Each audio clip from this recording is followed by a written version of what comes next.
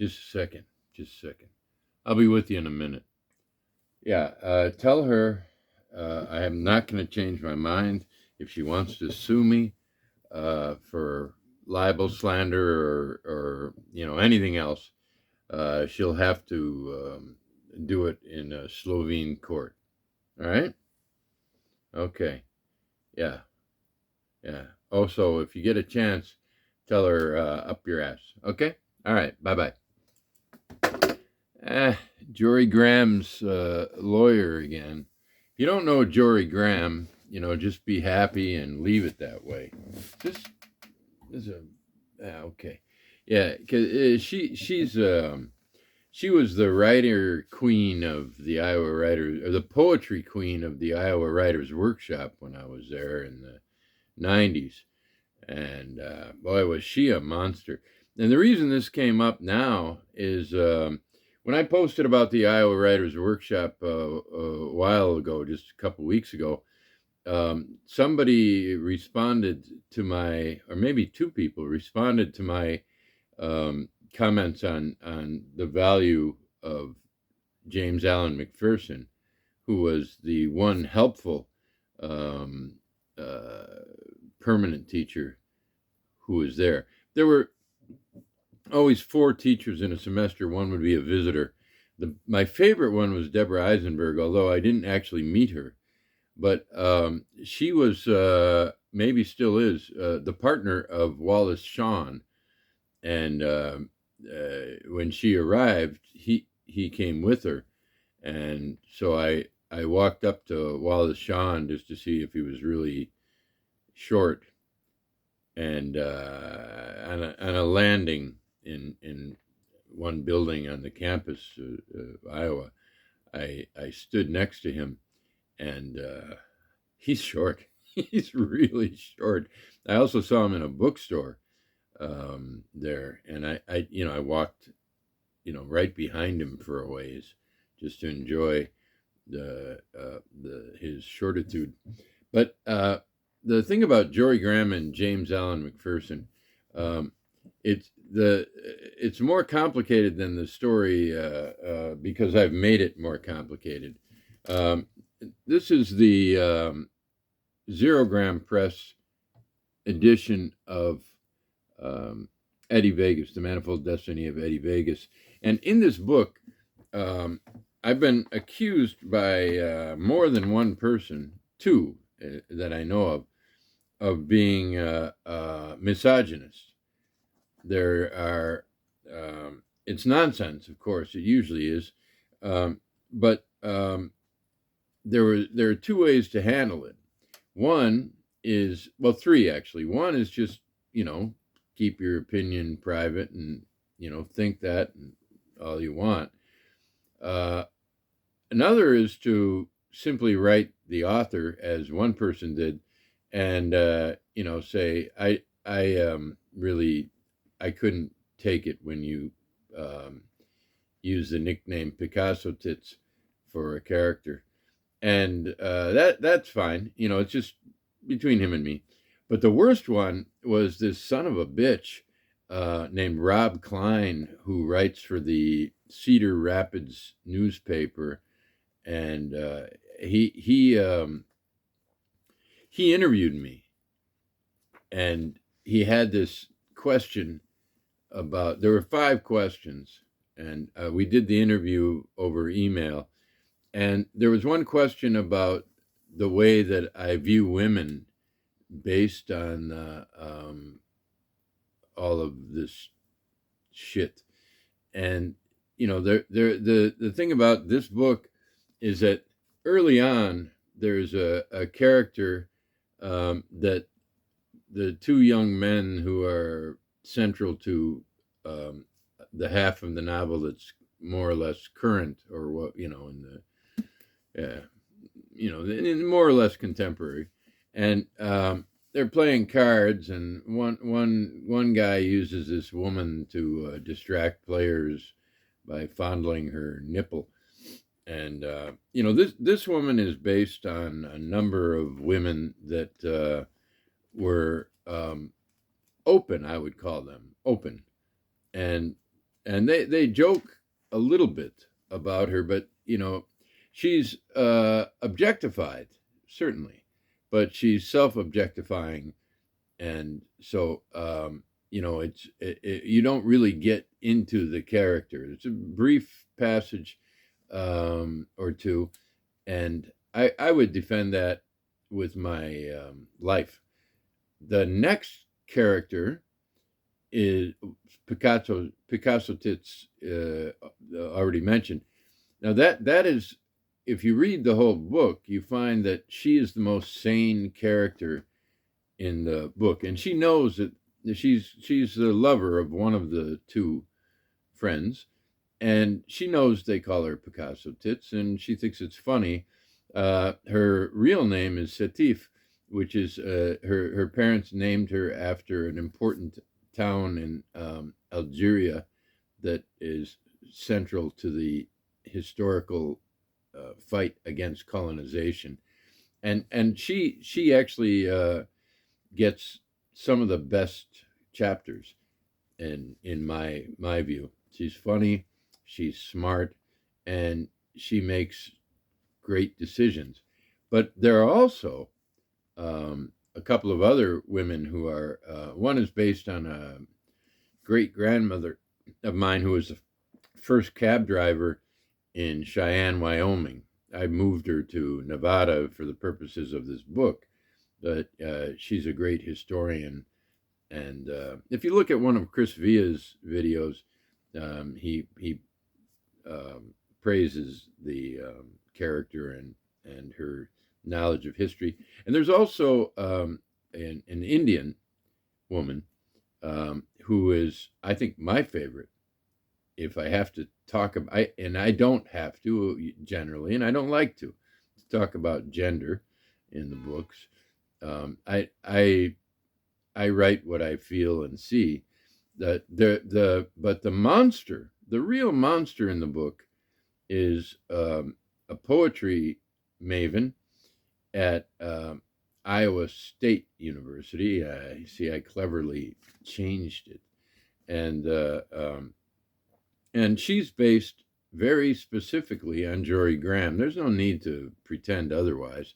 Jorie Graham was a monster, and Jorie Graham in the book, the representative Jorie Graham, her name is actually Languedea, and she's a monster. And so you get the point of view, the much more important point of view is of her husband, who is a main character in the book, a big character in the book, and and she just thoroughly disgusts him. He's disgusted with himself for what the compromises he made in order to be with her, and it's a bit complicated. You have to read the book, but so to read this whole book and say that the author is misogynist is to deny the complexity of life, the novel, and the characters in the novel. But there's nothing subtle about my portrayal of the monster Graham, or I mean, it's not Graham, but it was based on her, yeah. And I looked this up. I looked her up here. I'm looking at her right now. She's still alive. I had to know that before I did this.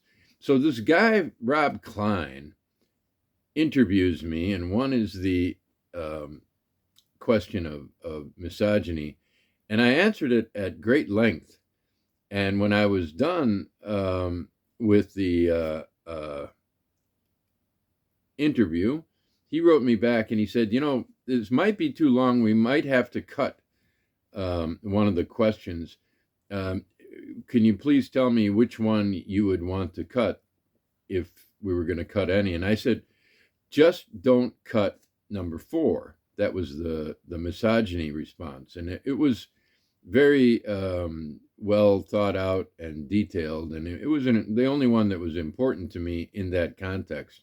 Well, the cocksucker, what he did was when he wrote a brief review that basically said I was misogynist, and printed the interview, he left out, of course, the one about misogyny.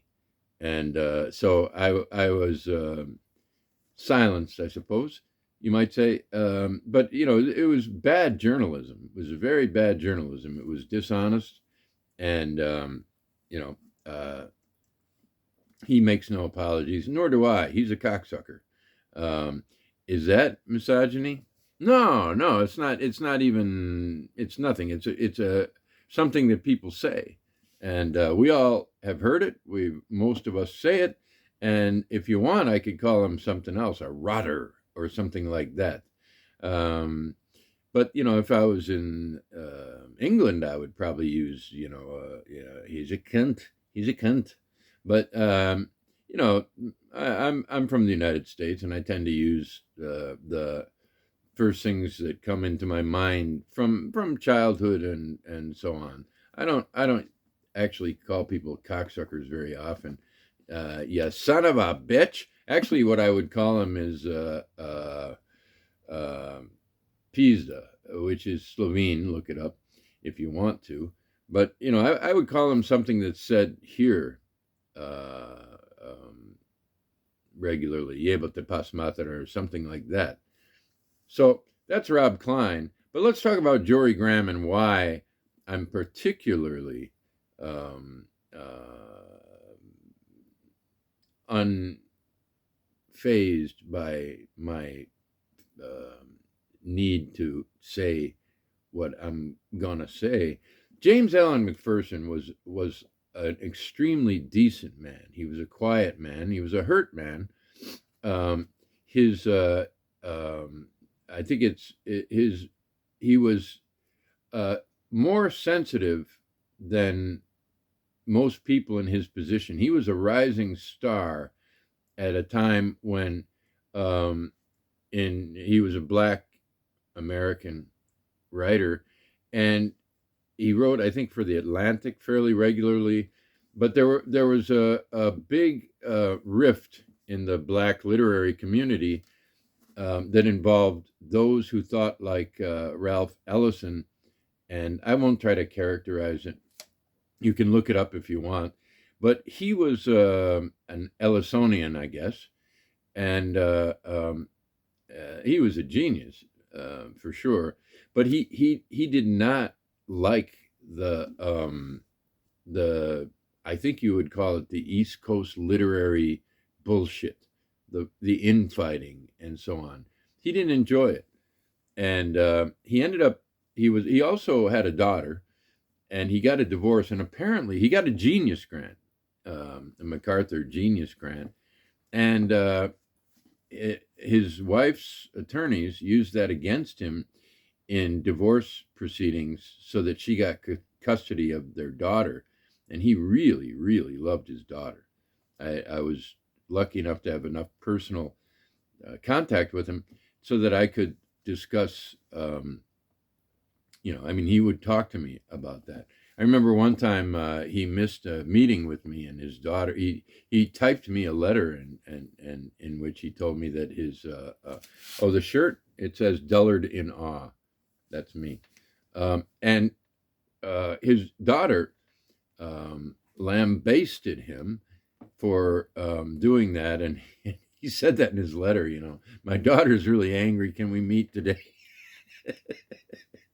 Good guy. He introduced me to good scotch too. One night at his house. I don't think I can do this anymore, but I think we had 5 or 6 nice big scotches. Probably twice as tall as this. A little bit of ice and really good scotch. And he also had health problems and so on. And he had written 2 books before he went to teach at the Iowa Writers Workshop, which to him was, I think, just the right place because, he kind of disappeared from public view and worked with young people. And I think that's something he enjoyed. And he also said one of the nicest things anyone's ever said about my writing. He said, he started out the class, and I had a piece. I think it was a short story, and I think it was called My Corpse and I. And it was called My Corpse and I, if that was the piece I'm thinking of. So he started the class, and you could tell that normally I turned in novel sections, and they were too well liked for people to feel. I mean, they were criticized by dimwits, but they it was like, yeah, there was a feeling in the air, like, this My Corpse and I was blood in the water, and the sharks were anxious, And he started the class by saying, sometimes I feel like all we're doing here is stuffing sausages. And he said, but this story, this is a different kind of sausage. Can you imagine that? What a wonderful compliment and a way to start the class. I'll never forget him for that, for using that metaphor for a different kind of sausage. Great guy. And he made a a comeback of sorts after many years without writing or publishing anything that he wrote. He wrote a book called Crab Cakes, and he gave his first public reading in probably let's say at least a decade, and it was in this big important campus space in Iowa, at the University of Iowa.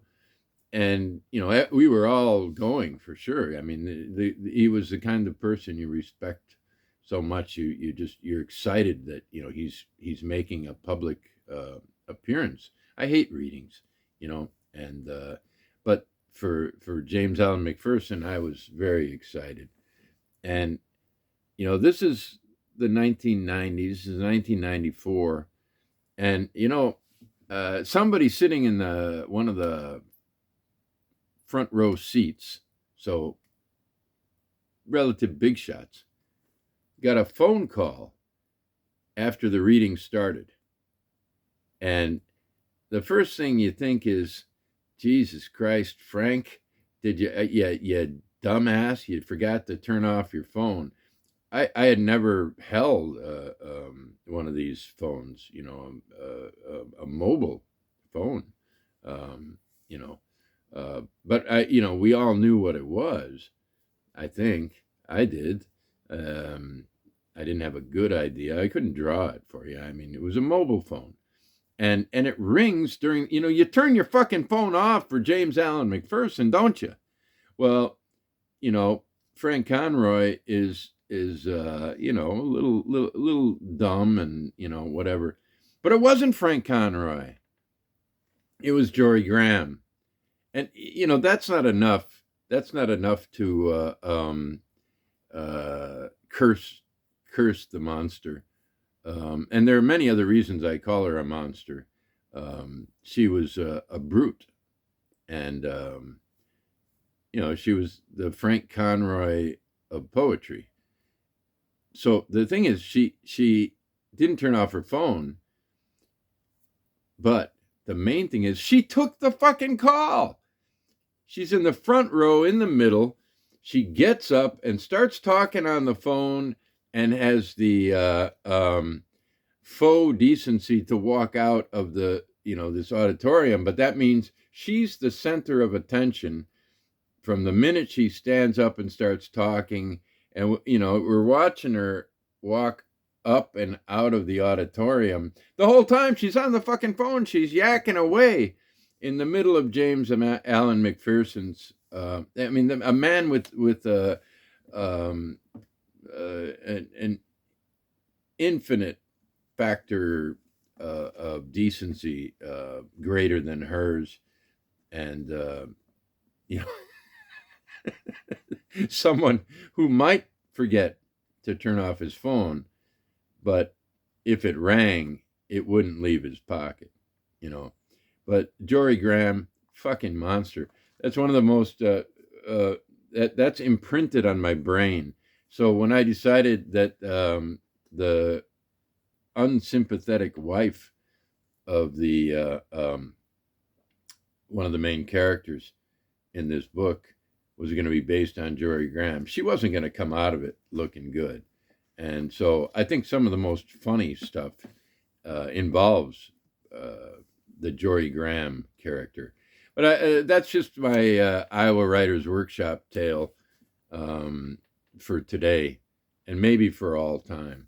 So, all I can say is if you love Jorie Graham and you just can't stand women being treated like any other characters, there are some good ones and there are some bad ones.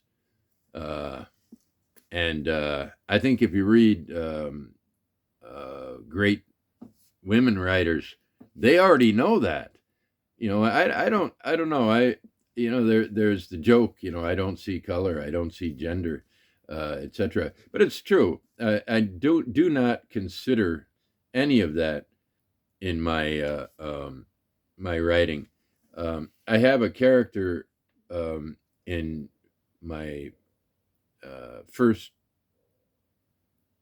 trilogy, my first three novels, based on a guy who was around, and he comes out kind of 50-50, and he was a gay guy with no eyebrows.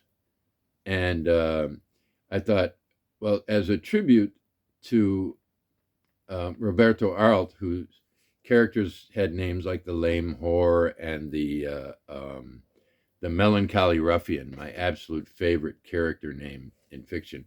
So as a tribute to him, I named my, and more, there are other reasons, but I named a character the Fag with No Eyebrows. But I asked Jimmy Brown, his name is Jimmy Brown, I said, hey, I'm writing this book, I'm going to put you in it, more or less, you. Can I call you the Fag with No Eyebrows? He knew people called him that. And it's a local character. He said, yeah, sure, of course. So, you don't like it, fuck off. And Jorie Graham, double fuck off. Don't answer the phone. There's one of these in your office. If you're going to be available for the call, Jorie Graham, stay in your fucking office where you'll be all alone and no one will hate you. Rick Harsh signing out.